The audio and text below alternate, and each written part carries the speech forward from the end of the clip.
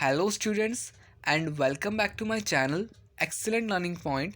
तो बच्चों, आज की इस वीडियो में हम क्लास 10th का वर्कशीट नंबर 40 करने जा रहे हैं। बच्चों, ये जो हमारा विषय है, सब्जेक्ट है हिंदी, मानवीय करुणा की दिव्य चमक।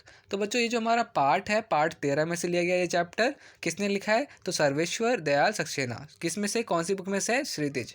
कौन सी डेट की वर्कशीट है बच्चों? तो 5 अक्टूबर 2020। ठीक है। तो देखो बच्चों, आज क्या है, तो आज थोड़ा हम 20 में से ये चैप्टर हमारा कंटिन्यू कर रहे हैं। तो ये क्या लिखा हुआ है, मैं ज़्यादा पूरा नहीं पढ़ूंगा बच्चे, थोड़ा सा आप पढ़ लेना पूरा। थोड़ा सा मैं स्टार्ट कर देता हूँ। क्या लिखा हुआ है? फादर बुल के संकल्प से सन्यासी थे, कभी कभी लगता है वह मन से सन्यासी नहीं थे।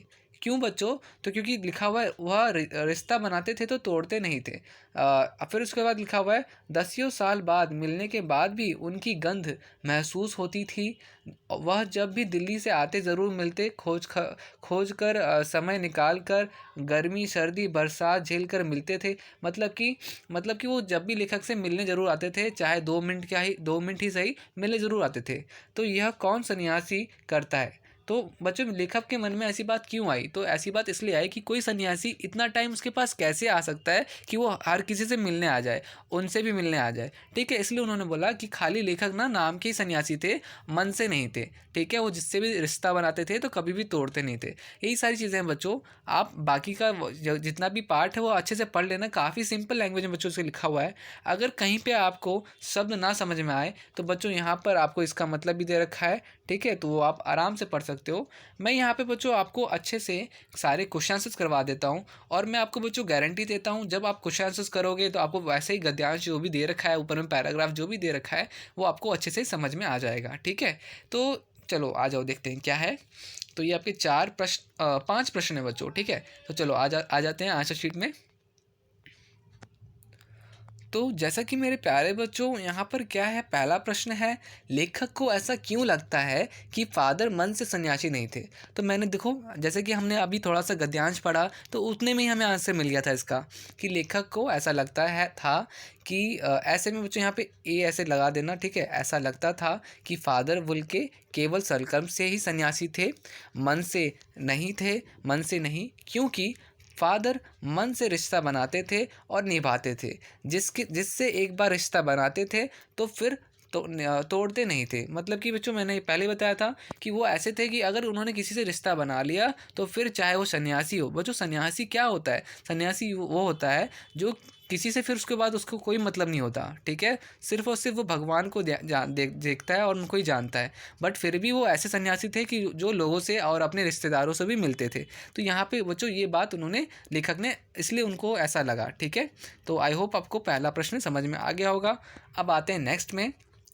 फादर जब भी दिल्ली आते तो क्या करते थे? बच्चों, ये भी हमने जैसे पढ़ा था कि क्या था बच्चों। तो हमारा प्रश्न जो है यहाँ पे, फादर जब भी दिल्ली आते तो क्या करते थे? तो यहाँ पे बच्चों उसका उत्तर होगा, फादर जब भी दिल्ली आते लेखक से ज़रूर मिलते थे, चाहे गर्मी सर्दी या बरसात हो। फादर समय निकाल ही लेते थे। समय ना होने पर भी चाहे 2 मिनट के लिए ही सही, लेखक से मिलने ज़रूर जाते थे। तो बच्चों, देखा आपने, ये बात भी हमने गद्यांश में पढ़ी थी। मैंने बच्चों इसलिए गद्यांश छोड़ दी क्योंकि गद्यांश काफ़ी सिंपल लैंग्वेज में थी, फिर भी बच्चों से क्वेश्चन आंसर्स नहीं बन पाते, इसलिए मैंने आपकी हेल्प करने के लिए यहाँ पर क्वेश्चन आंसर्स जितना इजी लैंग्वेज हो सके उस लैंग्वेज में मैंने आपको बना के दिया है। ठीक है, तो आपको आई होप प्रश्न 2 भी समझ में आ गया होगा कि वो क्या करते थे, दिल्ली आते थे तो कम से कम जितना भी टाइम हो, थोड़ा सा भी टाइम निकाल करके वो उनसे मिलने ज़रूर जाते थे। ये हो गया आपका प्रश्न 2। ठीक है, आई होप आपको प्रश्न 2 भी समझ में आ गया होगा बच्चों। अब बच्चों क्या है, फादर की चिंता क्या थी? तो बच्चों, फादर की चिंता क्या थी? तो यहाँ पर लिखा है, फादर की चिंता हिंदी को भाषा के रूप में देखने की थी। तो बच्चों, वो ना परेशान थे। फादर जी जो थे, उनको ना ये लगता था कि हिंदी अगर ऐसी होता रहा, लोग हिंदी को महत्व नहीं देंगे तो फिर हिंदी धीरे धीरे क्या हो जाएगी, ख़त्म हो जाएगी। तो उनका यही विचार था कि हिंदी उनकी क्या हो, हमारे देश की राष्ट्रभाषा हो। ठीक है, तो वो ये देखना चाहते थे। तो आई होप आपको प्रश्न 3 भी समझ में आ गया। जैसे कि आप देख रहे हो बच्चों, काफ़ी सिंपल लैंग्वेज में हमने यहाँ पर आंसर्स दे रखे हैं। तो आपको अगर बच्चों ऐसी इस तरह की वर्कशीट अच्छी लग रही है तो प्लीज़ वीडियो को लाइक ज़रूर करना। ठीक है ना, और कमेंट ज़रूर करना। आते हैं बच्चों क्वेश्चन नंबर 4 में।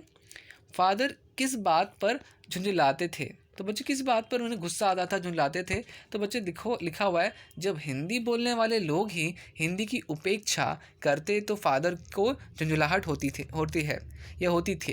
यहाँ पे बच्चों होती थी होगा यहाँ पे, ठीक है। तो देखो यहाँ पर क्या हो बच्चों की, देखो वो उन्होंने जब देखा कि लोग सारे ना हिंदी को कोई मान ही नहीं देते, महत्व ही नहीं देते, और जो हिंदी बोलने वाले हैं अगर वही महत्व नहीं देंगे तो किस तरह से हमारा हिंदी राष्ट्रभाषा बनेगा। तो उनका एक इस तरह का एक विचार था, ठीक है बच्चों। आई होप आपको प्रश्न 4 भी अच्छे से समझ में आ गया होगा, ठीक है। अब बच्चे आते हैं प्रश्न नंबर 5 में। लिखा हुआ है, कुछ व्यक्तित्व ऐसे हुए हैं जिनका जन्म भारत में नहीं हुआ किंतु उन्होंने भारतीय जनमानस के लिए व्यापक योगदान दिया है। ऐसे व्यक्तियों की सूची बनाकर उनके कार्यों और योगदान को लिखिए। तो बच्चों देखो यहाँ पर क्या है, तो यहाँ पे आपको कुछ ऐसे व्यक्तित्व लिखने हैं जिनका जन्म मतलब कि जो पैदा तो भारत में नहीं हुए मगर उन्होंने भारत के लिए बहुत ज़्यादा योगदान दिया है, और ऐसे कुछ व्यक्तियों का नाम आपको देना है, लिखना है, जो कि और उनके कार्य और उनके योगदान लिखने हैं, ठीक है। तो आपका क्या होगा, सबसे पहला यहाँ पर हमने बच्चों यहाँ पे किसके बारे में लिखा है, जो हमारे पाठ में था, मदर टेरेसा, ठीक है। उन्होंने आजीवन गरीबों तथा अनाथ बेसहारा लोगों की सेवा की है और भारत की ही होकर रह गई, ठीक है। वो भारत की नहीं थी बच्चों, बट भारत की ही होकर रह गई। फादर कामिल बुल्के, अब बच्चों दूसरे क्या है, फादर कामिल बुल्के। फादर कामिल बुल्के ने अपना जीवन हिंदी भाषा के विकास तथा गरीबों लोगों के उद्धार के समर्पित कर दिया। तो बच्चों यहाँ पर आपके मैंने छोटा सा आंसर यहाँ पे दे दिया। आप चाहो तो बच्चों कई सारे लोगों के नाम लिख सकते हो, बट हमें यहाँ पे ये नहीं बोला ना कि 4 लोगों के नाम लिखो, 5 लोगों के नाम लिखो, 10 लोगों के नाम लिखो, क्योंकि ऐसे तो हमारे 100 लोग हो सकते हैं, 1000 लोग हो सकते हैं, क्योंकि भारत में कई सारे ऐसे लोग आए और गए हैं, ठीक है। तो यहाँ पे हमने छोटा सा एक मदर टेरेसा जो कि बहुत ज़्यादा फेमस है यहाँ पर, ठीक है, तो हमने उनका नाम लिख दिया है, ठीक है।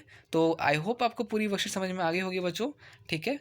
तो कोई सा भी डाउट हुआ बच्चों, अगर कोई शब्द समझ में नहीं आया, कोई चीज़ समझ में नहीं, तो आप मुझे व्हाट्सएप कर सकते हो, बट प्लीज़ मैं आप सबसे एक रिक्वेस्ट करता हूँ कि आप मुझे अपना होमवर्क करने के लिए नहीं, कुछ बच्चे मेरे को मैसेज करते हैं कि सर मेरा ये होमवर्क है, अब उसमें बच्चों 10 से 15 क्वेश्चन होते हैं, तो हर किसी के होमवर्क करने का तो मेरा पॉसिबल नहीं है। हाँ, छोटा मोटा कोई डाउट हुआ कि सर ये चीज़ मुझे यहाँ समझ में नहीं आई, प्लीज़ आप 2 मिनट की ऑडियो क्लिप बना के बता दीजिए, तो वो पॉसिबल है बच्चों, ठीक है। तो प्लीज़ अपना होमवर्क, और दूसरा बच्चों टेस्ट, बच्चे मुझे को बोलते हैं कि सर मेरा 15 मिनट पहले टेस्ट है, मुझे आंसर बता दो, तो प्लीज़ बच्चे, इसलिए तो नंबर नहीं दिया ना मैंने कि मैं आपको चीटिंग करवाऊँ, ठीक है ना। ऐसे में तो मेरा भी जो है टीचर बनना का मेरा सपना क्या है कि मैं बच्चों को एजुकेशन दे पाऊँ, तो ये तो उल्टा हो जाएगा।